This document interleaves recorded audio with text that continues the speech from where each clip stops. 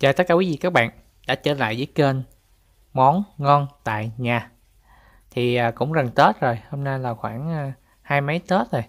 Thì chúng ta sẽ chuẩn bị một cái món gì làm nó nhanh, gọn và dễ làm nữa quý vị. Ăn nó chóng ngán trong những cái ngày Tết nha quý vị.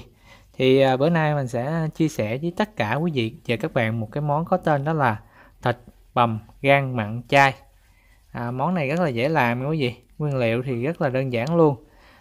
Nó khi mà chúng ta ăn á, nó sẽ hơi mặn mặn nè, ngọt ngọt cay cay. Nó trộn chung với cơm hay là chúng ta ăn bún á, kèm với rau sống đều rất là ngon.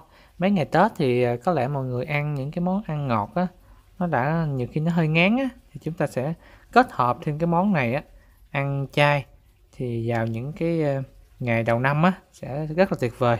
Thì mời các bạn vào bếp cùng thực hiện món này cùng mình nha.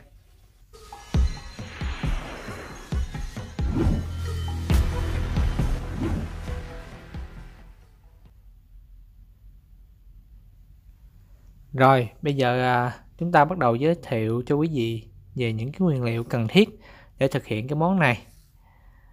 Hôm nay là mình có sử dụng ở đây là khoảng 100g tàu hũ ki tươi. Mà quý vị lựa cho mình là tàu hũ ki cộng nha, những cộng như vậy nè, dài dài như vậy nè. Bên cạnh đó thì quý vị cũng chuẩn bị cho mình đó là tỏi, ớt.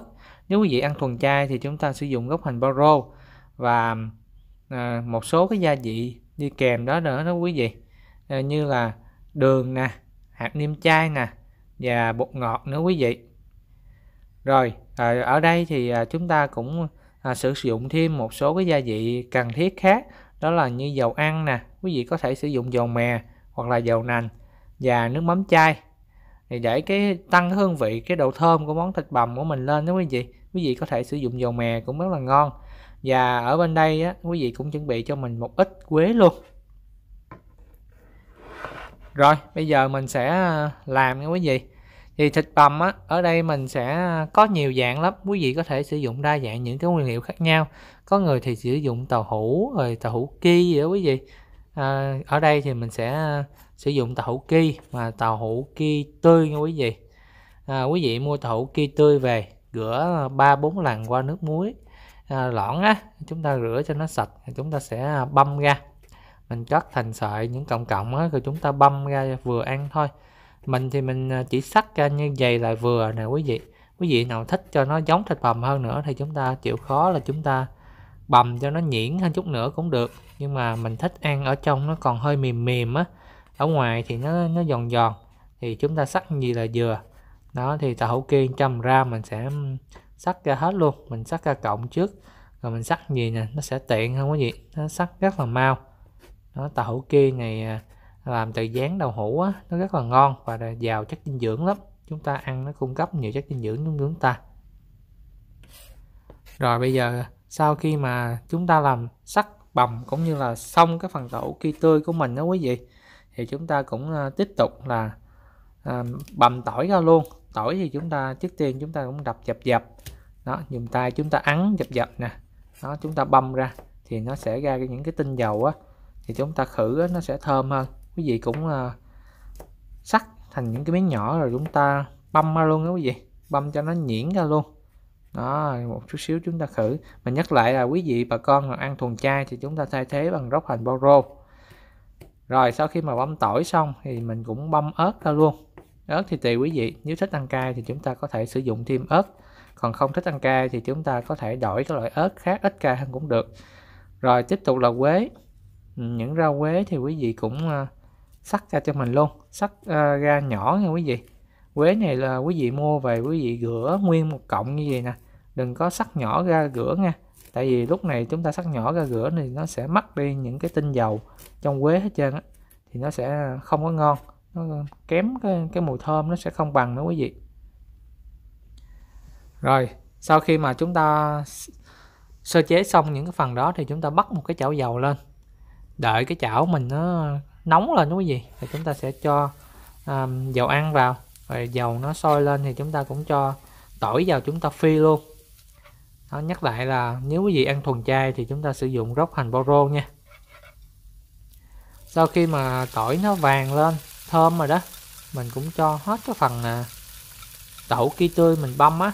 Cái này gọi như là thịt chay á quý vị, thịt băm chay á. Các bạn có thể sắc nhỏ hơn cũng được. Rồi khi mà cho vào thì chúng ta để chúng ta đảo đều nha. Lúc này để lửa trung bình thôi. Đó, cái này chúng ta khử qua tỏi cho nó thơm quý vị. Nhớ lúc này các bạn phải đảo đều nha. Tỏi khử lên rất là thơm các bạn, khiến cho cái món đậu hũ ki mình nè nó sẽ thơm hơn. Rồi sau khi mà các bạn để thấy nó vàng vàng rồi, chúng ta cho một muỗng canh nước mắm vào. Cái này chúng ta nêm cơ bản trước nha. Nước mắm thì mình sử dụng nước mắm chai. Các bạn có thể, nếu không sử dụng nước mắm thì chúng ta có thể thay thế bằng muối.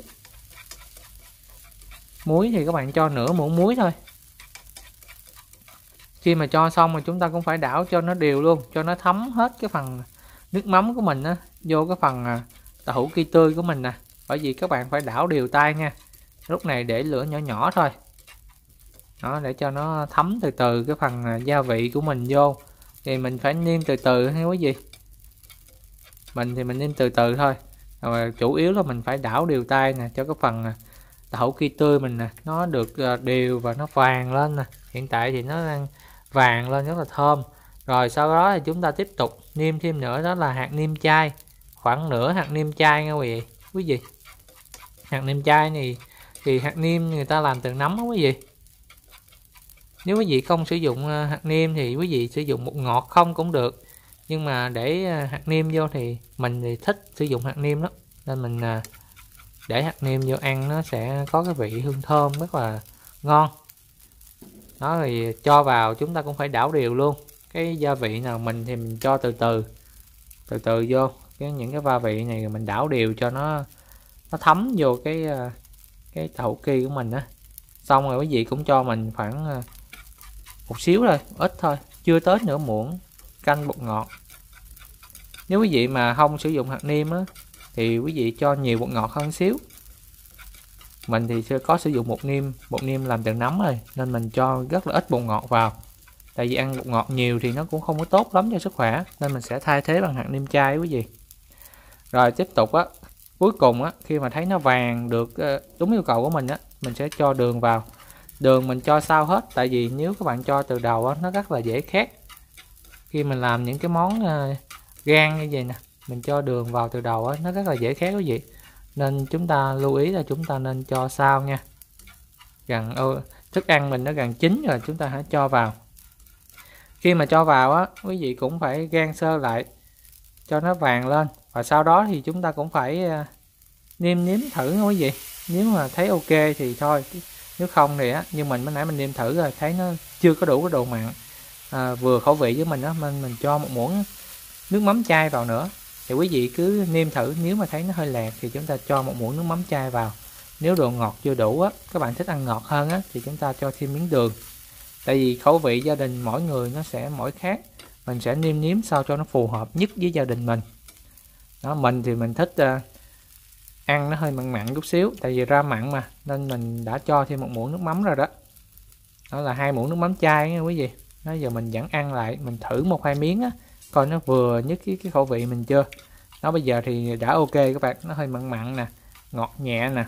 Miếng đậu hũ của mình á, mình rang bây giờ á, mình muốn là nó ở ngoài nó còn giòn giòn á, ở trong thì nó hơi mềm mềm, nên mình thấy như vậy là ok. Nếu các bạn mà muốn giòn hơn nữa thì chúng ta rang thêm lát nữa, chúng ta hãy bỏ ớt vào. Nó mình thì thấy ok rồi, mình đã bỏ ớt vào, tại vì ở ngoài nó hơi giòn giòn nè, những cái miếng nhỏ nó giòn giòn á, còn những cái miếng lớn thì nó còn hơi mềm mềm. Đó, mình ăn như vậy á, mình ăn rất là bắt cơm. Đó, mình cho ớt vào nha. Nếu quý vị nào không thích ăn ớt thì chúng ta để ít thôi, cho nó có hương vị chút xíu thôi, nó có vị cay nhẹ thôi, nó sẽ kích thích cái vị giác của mình lên. Đó, mình ăn cơm nó sẽ ngon hơn nữa quý vị. Rồi cuối cùng là quý vị cho mình vào đó là lá quế. Lá quế băm nhuyễn, quý vị cũng xào luôn. Lúc này quý vị nên tắt bếp đi, tại vì cái chảo mà nó còn hơi nóng á, mình cho lá quế vào là mình tắt bếp liền. Rồi mình cũng đảo đều luôn, cho lá quế vào thì nó sẽ có cái dầu quế á, nó sẽ rất là thơm quý vị. Nó sẽ tăng cái cái hương vị cũng như là cái kích thích mình thèm ăn hơn á. Đó, như vậy là cơ bản là cái món này nó đã hoàn thành rồi đó quý vị. Đó, chúng ta đã xong cái món này thì các bạn có thể nêm nếm cho vừa cái khẩu vị của gia đình mình nha. Đó, rồi xong. Rồi bây giờ chúng ta sẽ cho ra dĩa và thưởng thức thôi quý vị. Mình dùng một cái dĩa nhỏ thôi. Nếu các bạn nào thích ăn quế nhiều quá thì các bạn có thể xắt thêm một vài lá quế nữa. Khi mà chúng ta đem ra dĩa như thế này nè, chúng ta có thể gãi lên thêm nữa, trộn ăn chung nó rất là ngon. Đó, cái món này mà các bạn ăn rất là bắt cơm nha. Nó hơi mặn mặn á, chúng ta ăn cơm với ăn với canh là rất là ngon. Đó là món thịt bằm rang mặn mình vừa hoàn thành xong. Rồi bây giờ mình sẽ quay sơ một cái dĩa này thịt bằm rang mặn nha. Cái món này á mà quý vị, mình nhắc lại ha, mình ăn chung với cơm trắng á, mình có thể trộn với cơm trắng nè, rồi xắt vài miếng dưa leo, vài miếng dưa cao sống lên. Hoặc có thể nếu không ăn cơm trắng thì chúng ta có thể thay thế bằng bún thì chúng ta trộn cái này lên thay thế cho thịt bằm. Rồi giá nè, rồi rau sống nè, chúng ta chan một miếng nước mắm chanh ớt á, mà trai đó chị, vô là ăn là tuyệt vời luôn. Thì cảm ơn tất cả các bạn đã theo dõi kênh Món Ngon Tại Nhà. Nếu bạn nào chưa đăng ký nhớ đăng ký kênh ủng hộ mình nha, để nhận được những cái video mới nhất từ kênh của mình. Thân ái chào tạm biệt quý vị các bạn.